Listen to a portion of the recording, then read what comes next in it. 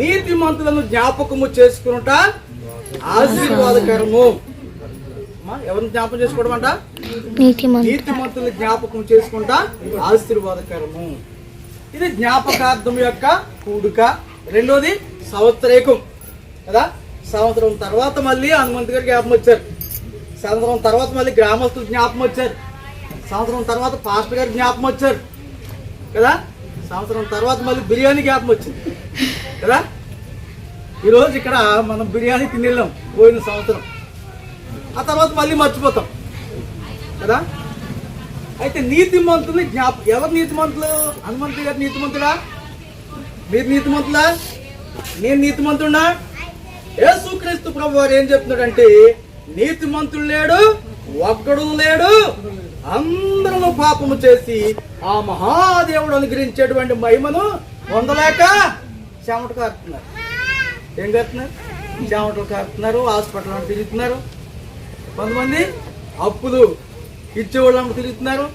కొంతమంది ఇంకెక్కడ తిరుగుతున్నారు? ఆ యొక్క మనశ్శాంతి కోసం మందు షాపులు కూడా తిరుగుతున్నారు కదా. ఆ మందు ఎంతసేపు ఉంటుంది? ఆ సుఖం ఎంతసేపు ఉంటుంది?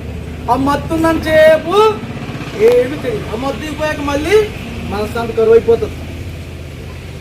ప్రియమైనటువంటి వాళ్ళారా, అందుకనే ప్రభువైన యేసుక్రీస్తు ఏమన్నాడంటే, మీకు మనశ్శాంతి కావాలి అంటే ప్రయాసపడి భారం మోస్తున్నటువంటి సమస్త జనులారా నా యొద్దకు రండి.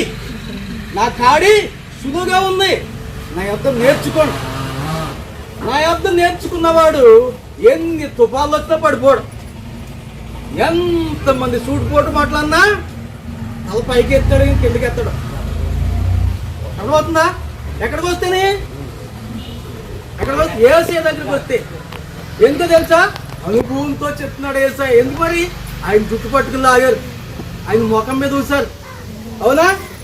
ఇంకేం చేశారు? ఆయన్ని అడగరాని ప్రశ్నలు అడిగారు. అయినా ఎక్కడ కుంగిపోలేదు. అన్నిటిలో కూడా నిలబడగలిగిన వాడు మన ప్రభు అయినటువంటి యేసుక్రీస్తు వారు.